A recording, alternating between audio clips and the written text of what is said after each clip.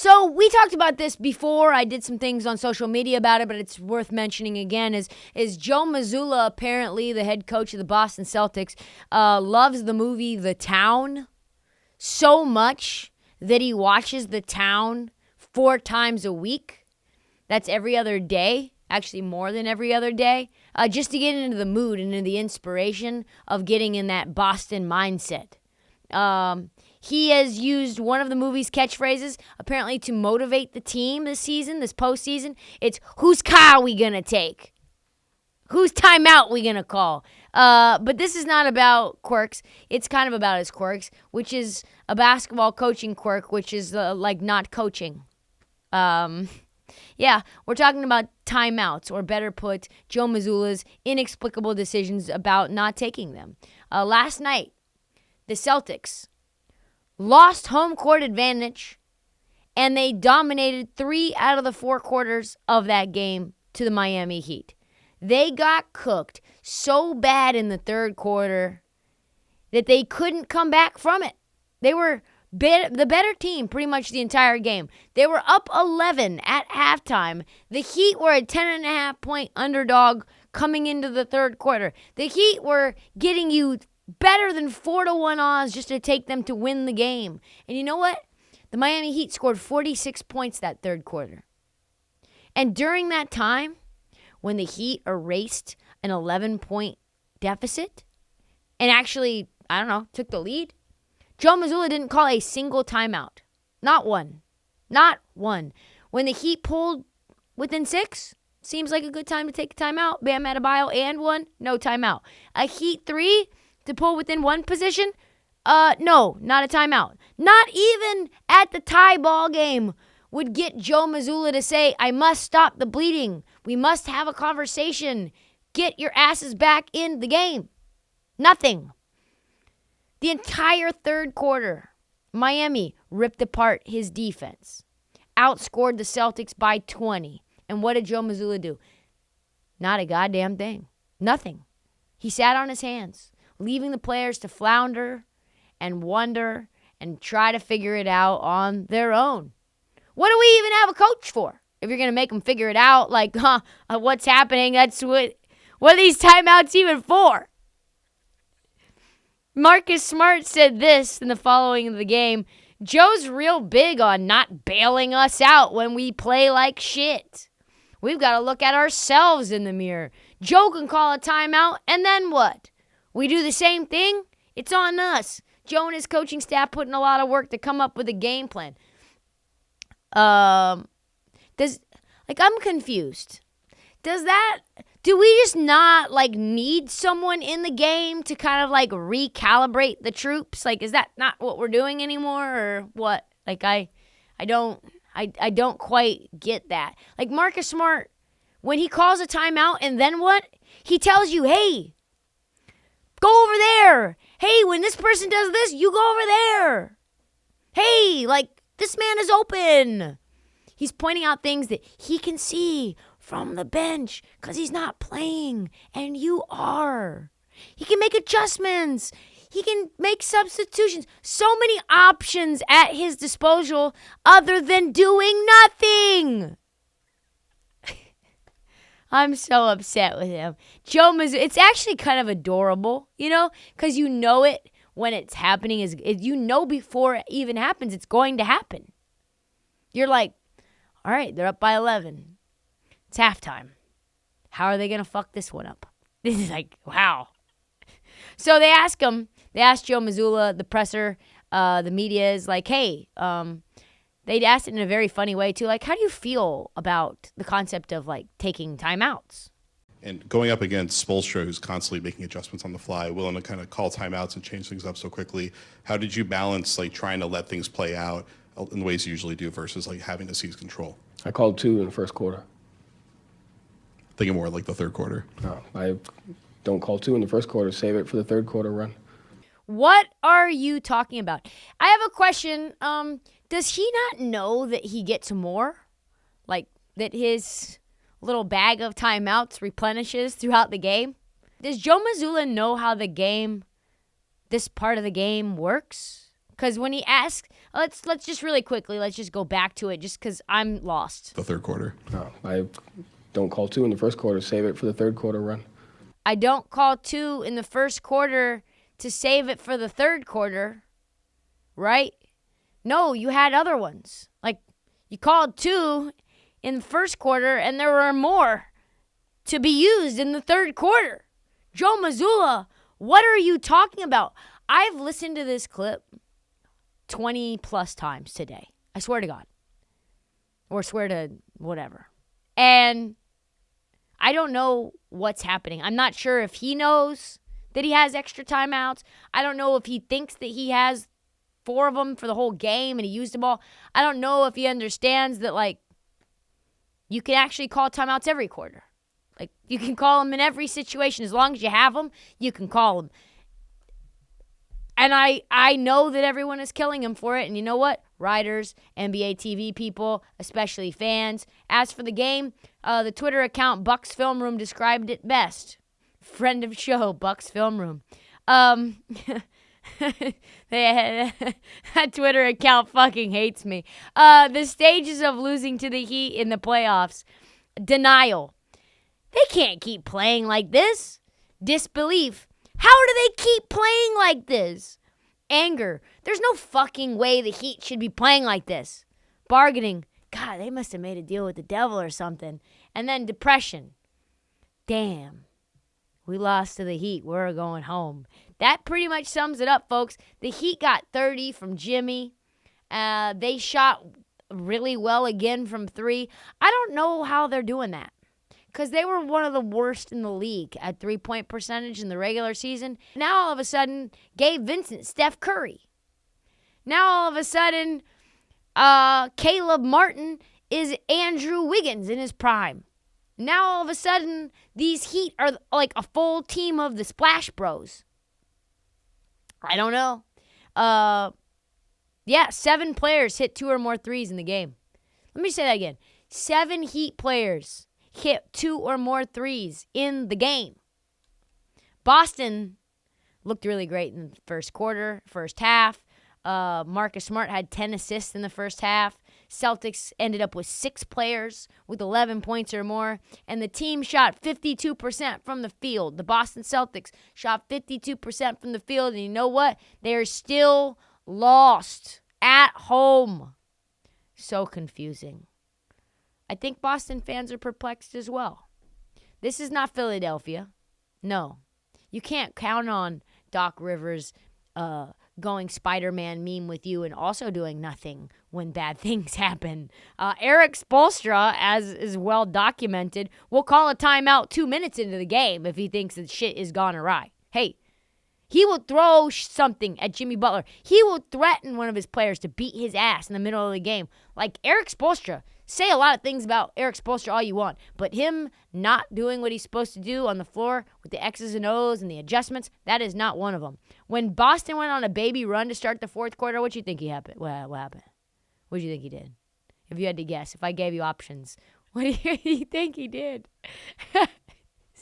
If I put it on a multiple choice sheet and I said A, nothing, B, yelled at his players from across the room, C, called a timeout, what would you say he did? 94 seconds in to the quarter, Eric Spoelstra calls a timeout. Boom. Run stops. Is Joe Mazzulla taking notes? Young Padawan, this is how you coach a fucking playoff game. What a fascinating series. Boston's going home, right? They're going to go home. I don't get to go to the finals. I get to just watch the shit from Washington, D.C. with 4 TVs and my co-host. Like, that's where we're at. That's what's going to happen, right? So let's move on. Laker fans, I've never seen a group of people feeling so confident in a loss. I've never seen it. I have never seen an entire group on Twitter say, after a team at home wins that game, that team that just won the game is cooked. I've never seen that before, but that's where we're at. Nuggets are up 1-0, but apparently the Lakers have figured some shit out. Apparently this like the Kobe stopper. Remember when Ruben Patterson was the Kobe stopper back in the day? Like, apparently the Lakers have a Joker stopper, and he's just been waiting in the wings, just sitting on the bench waiting to showcase his superhuman talents of stopping Jokic. Stopping not just Jokic, but the entire Denver Nuggets offense comes to a screeching halt when Rui Hachimura is on Jokic. Apparently that's where we're at, because let's check the notes, it was 10 trips down the floor. Rui Hachimura, pretty large, like very large sample size according to NBA Twitter. 10 trips down the floor where Rui was on Jokic and the Nuggets only scored 6 points. Apparently they figured something out now. LA fans, you know how they are. Gold stars, participation trophies, going to the beach, surfboards. That is what they're doing with their Game 1 loss, which is weird. Because Michael Malone noted in his post-game presser that Denver ended up winning the game when Jokic put up just a measly stat sheet of 34 points, 21 rebounds, and 14 assists with 2 blocks. He missed 5 shots. They figured him out. It's over. It's over for the Denver Nuggets. At one point, the Nuggets had a 20-point lead. So, like I said, they feel that the Rui Hachimura adjustment is what changed the dynamic of the game. The game got tight. They were free safetying Anthony Davis, not letting anybody go into the paint, made it look crowded. Anthony Davis was a block monster. But let's be honest. Let's put the jokes aside for a second. Rui Hachimura went away from the Washington Wizards for an indefinite period of time because he wasn't focused. There were things happening inside of him and inside of his life and inside of his brain where basketball was not front of mind. Rui Hachimura is not the most locked-in human being for a full 48 minutes. Rui Hachimura, you're not going to be able to put him on Jokic for the entire game for the next, presumably, 4. We'll just say you win 4 games. The next 4 that the Lakers win, we'll just say, very optimistically, you're not going to be able to put Rui Hachimura on Jokic that entire time. He will be in trouble. You put Rui in pick and roll, see what happens. Right in the beginning of the game. Rui might start tonight. We'll see what happens. Jamal Murray, Jokic, pick and roll, barbecue chicken on a hibachi grill. Like, what's going to happen? Jokic will pick them apart. It's really just a matter, to me, of whether Denver can play defense for the full game. When they play defense, they get stops, they create turnovers, they go out into transition, they look very fast, they look very athletic. When they don't do that, they look very slow because the Lakers are defensive. I mean, it's very simple. Defense set, very hard to score. Defense not set, very easy to score. I know this sounds like a very simple game, but in a lot of ways it is. There's no way that the Lakers should feel that Game 1 was a victory at all. In fact, you might feel that it was a demoralizing loss because you could have stole one. You had the opportunity. You were down 3 in the fourth quarter. But don't take my word for it. Take it from Coach Malone. See what he had to say. There's this kind of discussion being based that, like, even though the Lakers lost, they're walking out of here last night like they think they've got something. I'll bet you every red penny I have that Darvin Ham would rather be up 1-0 than down 1-0. Yeah, I mean, what does that even mean? Like, what are we even talking about? Michael Malone is having none of this. You guys figured some things out. You guys have won something. Like, we'll see how the Lakers respond tonight. Who knows? Maybe I'm wrong. Maybe the Lakers will win Game 2. Maybe Rui is the Jokic stopper. 2-time MVP. Getting stopped by our man, Rui Hachimura. All right, let's move forward.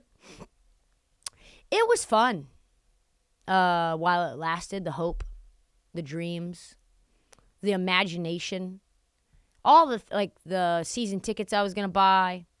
I was moving. I was going to move to Portland, cover Wembanyama full time. What is it, 1080 The Fan? It's an Odyssey station. They'd have me, I'm sure. Could maybe get transferred. Cover Wembanyama. I was ready to party like it was 2007 all over again. Brandon Roy was the good luck mascot. The last time he was the good luck mascot, we got the number 1 overall pick when I think we had like a 4% chance of getting it. We had a 10.5% chance as Blazers. And things looked good. We rolled into the top 4. My heart was fluttering. Houston got the number 4 spot, and I said, this is fucking it. Yes, Detroit 5, Houston 4. We've moved up at least 2 spots. Why not 1? Why not move up another one? Why not move up? And then we got the 3 spot, and I knew it was over. My soul immediately left my body and looked at me from above, and I realized Portland's trading this pick. That's what's happening. This pick is not even any value. Don't even look at Athletic. Don't look at the scouting reports of any of these young kids. They do not concern you. You are married to Damian Lillard. And what Damian Lillard wants is, outside of Victor Wembanyama, you do not get any more young kids. They do not exist in your mind. In fact, start looking at your own roster. Say, what kids can go? There's more kids on the current roster that can go. I thought it was funny, though, when Victor Wembanyama saw, first and foremost, he saw Houston get the 4 spot, and they cut to him immediately. Apparently, Victor Wembanyama also did not want to go to Houston. Shocking.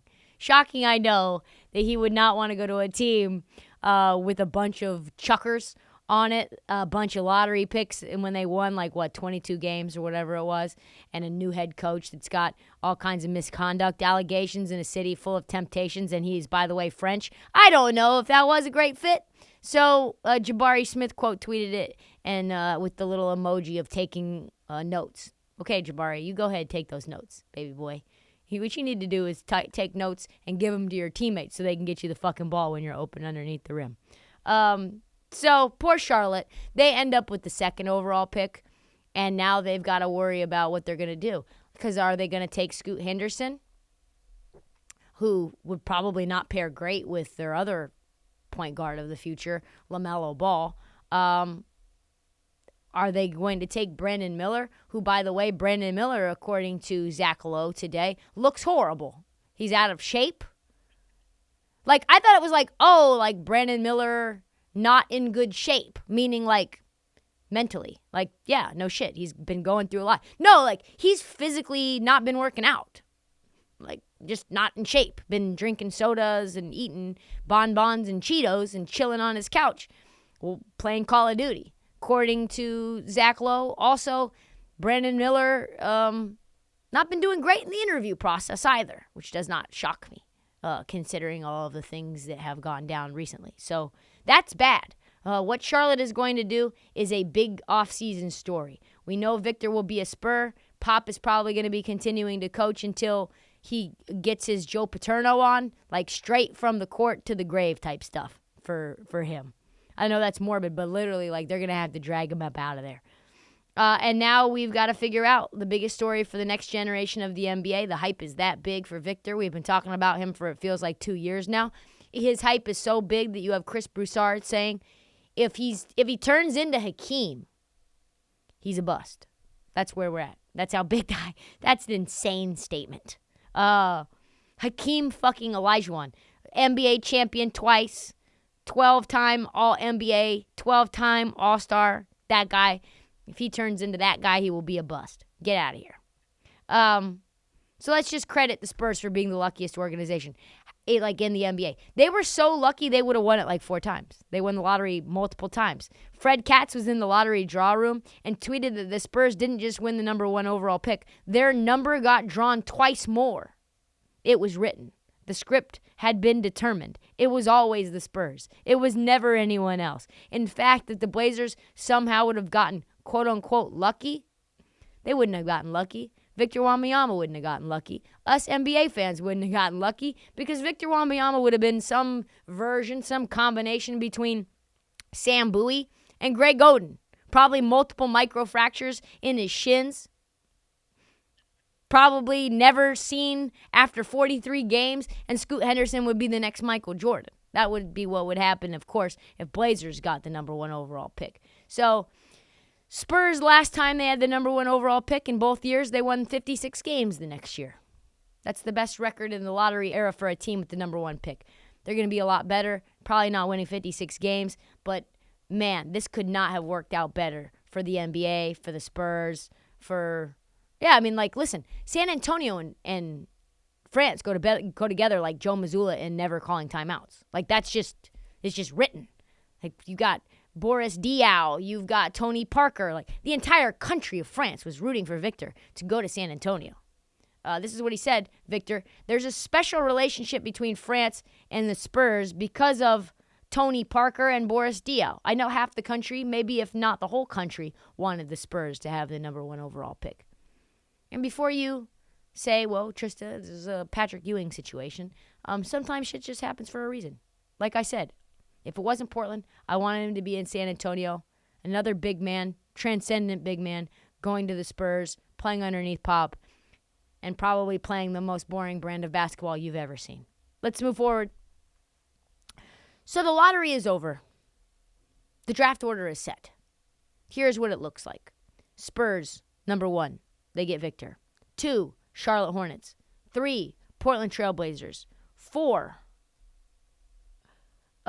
Houston Rockets. 5, Detroit Pistons. 6, Orlando Magic. 7, Indiana Pacers. 8, Washington Wizards. 9, Utah Jazz. 10, Dallas Mavericks. 11, Orlando Magic. 12, OKC Thunder. 13, Toronto Raptors. And 14, New Orleans Pelicans. So, after all of those shenanigans of Dallas losing games on purpose, like I recommended, they do get their 10th pick. They do get to keep their own pick, and now they have the only trade asset that they could possibly think of. Otherwise, the Knicks would have gotten their pick, and we saw how much chalk it was. The lottery basically lined up almost exactly with the odds. So if they would have gotten 11, the Knicks would have gotten their pick. Now the Knicks have no first-round pick. Other than Victor Wembanyama at number 1, which, by the way, the books have him at minus 20,000 to go number 1, which is like the craziest odds I've ever seen. That means a $100 bet would get you 50 cents, which like still is free money. I mean, still free. Whatever you can put up on that. Like, I could be talked into it. For nearly 2 years, everyone was talking about how if Vic wasn't around, it's scoot this, scoot that, scoot here, scoot there. And now very smart people are saying that it is not Scoot's number 2 overall pick for sure. That Charlotte could take Brandon Miller. They could take Amin Thompson. They could take him at 3. They could take him at 2, which means Scoot could fall all the way down to 4. And if Scoot's at 4, maybe there's chaos because, you know, who's got 4 is those chuckers over there in Houston. They don't need another guard. So what happens? Do they move it? So much chaos. There are rumblings that Charlotte might even take Amin Thompson, who is mocked between 3 and 6. They might be willing to trade down their pick. Mitch Kupchak seems to love Brandon Miller, but like I said, Brandon Miller apparently has a dad bod now. So there are rumors that Houston may want to trade up. Rumors that the Mavs and the Blazers want to trade their picks altogether. So what are we going to get? Who knows? We look at the bottom half of the draft. Atlanta, Utah, L.A., Miami, Golden State, Houston again, Brooklyn, Portland from New York, Sacramento, Memphis, Indiana, Charlotte, Utah, Indiana, and the Clippers. There's just a lot of intriguing options here. Brooklyn has a pair of first-rounders here. They could bundle those. They could move up. Houston could package 4 and 20 to get to 3, which then means Portland would probably package 4 and 20 for somebody like OG Anunoby, or maybe even 2 if they fall in love with one of the top candidates. So, yeah, I think what's interesting is how many trades are being floated out there and what that means about this draft. What did we see last year? Not many trades at all. Why? Because the draft was seen as very good. You don't want to trade your pick if you have one. Everyone interested in their pick. Apparently, this is supposedly a very deep draft, so why is everybody wanting to trade back? Maybe this draft class isn't as good as we thought it was. Like, maybe it is just like 2, 3, maybe top-tier talents. Maybe it's just 1. Maybe it's just Vic. Maybe, like, Oscar Thompson is a top-tier talent, but we don't know because he's not being ranked there, so a lot of people think that there's not much left outside of Victor Wembanyama. Brandon Miller has character issues, in addition to the holes in his game that I see. Scoot can't shoot threes. The closest comp that I can see to Amin Thompson could be Ja Morant, that's 6'7", but he also could be Cam Reddish, who's been bounced around like a ping pong ball. So Cam Whitmore has a horrible assist rate, which means he's used to being a number 1 option, and a lot of these teams that could draft him have already other elite scorers on the team. So what does that mean for him? Taylor Hendricks, Oscar Thompson, Jarris Walker, Anthony Black, Derek Lively. Are any of those guys all pro players? I'm asking. Are they? I don't think so. So I think you're going to see a ton of movement on draft nights. And that means what we're likely to see is lots and lots of chaos. This draft is going to be incredible for bettors. We'll definitely have some friends of the shows to break this down because this year the draft is make or break for a number of teams like Portland, and I am excited to see how it all shakes out. All right, so we've got a Ja Morant update. Multiple updates, but we'll keep it to the pertinent updates. First, Adam Silver responded to Ja getting caught once again, waving a gun around on IG Live, quote-unquote brandishing a weapon. What a word, brandishing. I kind of love it, right? Brandishing. Like, what do I brandish? A Diet Coke. Sometimes a Coke Zero. Our man Adam in Amsterdam had this to say. I at least was left with the sense that he was taking this incredibly seriously. Honestly, I was shocked what I saw this weekend. Yeah, I was shocked as well. How long Ja will get for the suspension is not known, but it is got to be, I think, a minimum of 20 games. Ja fought the law and the law won. Ja fought the law and the law won. That's the song, right? That's he's put in the sights of the league disciplinary office, and that's what the song says. The penalties are coming fast and furious. The latest penalty is from Nike. Ruh-roh. Numerous reports are saying that the Nike and Finish Line have removed Ja's Hunger Ja 1 sneakers. What a name. This is especially concerning if you are in Ja's camp or group because they were supposed to drop on May 25th, which is in 7 days. The new colorways were listed as recently as Tuesday, but now, if you look for the Ja Hunger 1 sneakers, 404 error, this page does not exist. That is not good. Why does this matter? Well, because the last time that Nike deleted the shoe line on their app was Kyrie Irving, and he was never to return again. He has been taping up his shoes with masking tape, writing little messages on them ever since. It is a cold world out there. Nike does not play when it comes to the brand of their athletes and the brand of their shoes.